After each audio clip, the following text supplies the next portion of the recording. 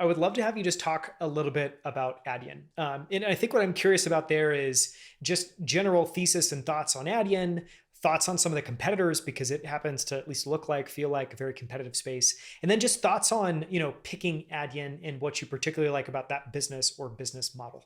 So the evolution of payments technology, I think, is one of the more exciting areas right now because the gap between the legacy infrastructure, whether it's from First Data or Fiserv, versus what is newly available to merchants through these API-based payments acceptance platforms, that gap is really wide. We were previously talking about ServiceNow.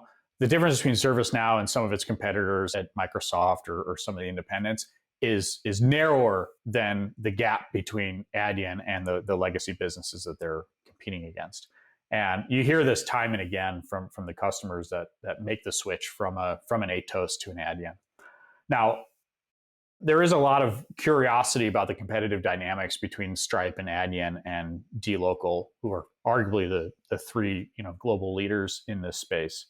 And Stripe made the decision early on to sort of start with smaller businesses. They were in the Bay Area. They got installed very early with Lyft and all of the delivery companies and all of the vacation platforms, you name it, and got to grow with those companies and increase the complexity of the product over time.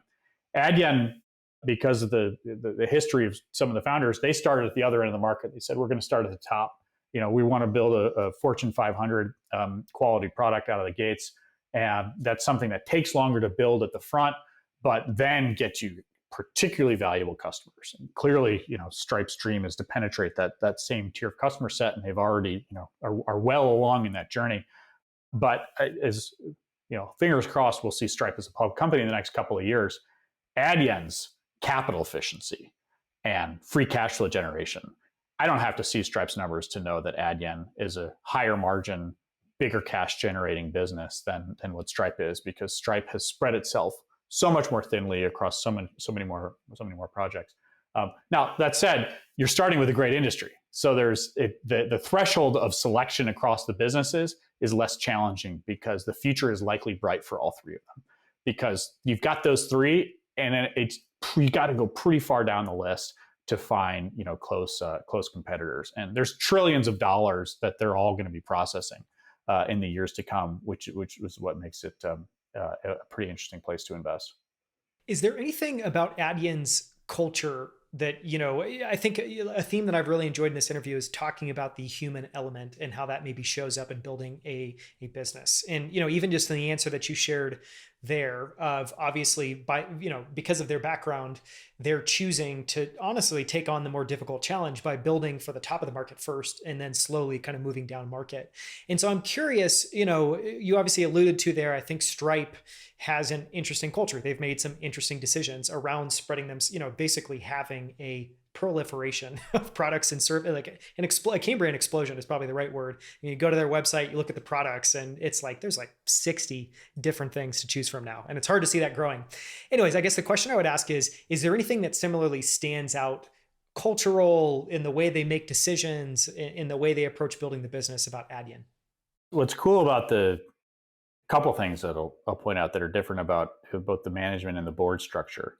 One is the management team is like all in that sweet spot where like these guys are not in their 50s and 60s. They're on their second or third startup. They've already been successful. They're in their careers, but not so successful as to give up yet.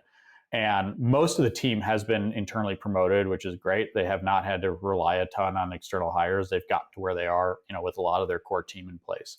One of the other things that stands out is their team is so focused on what they're doing at Adyen.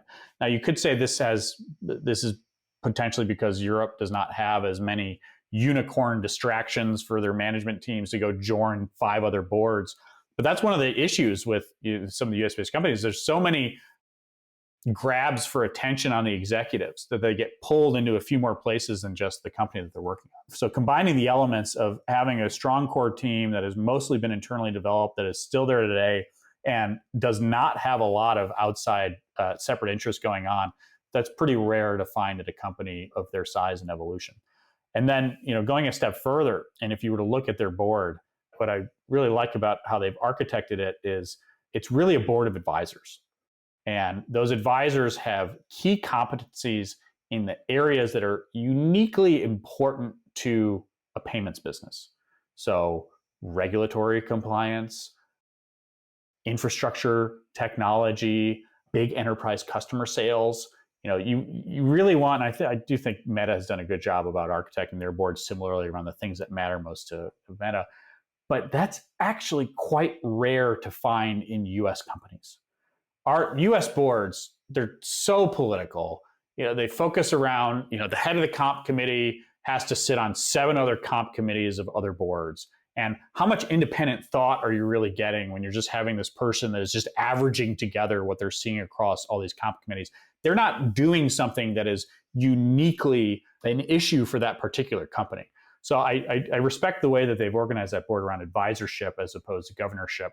Now, that could be a risk longer term to the investment if there are governance issues that we end up bumping into. But certainly from a growth company, from a growth mindset, it's a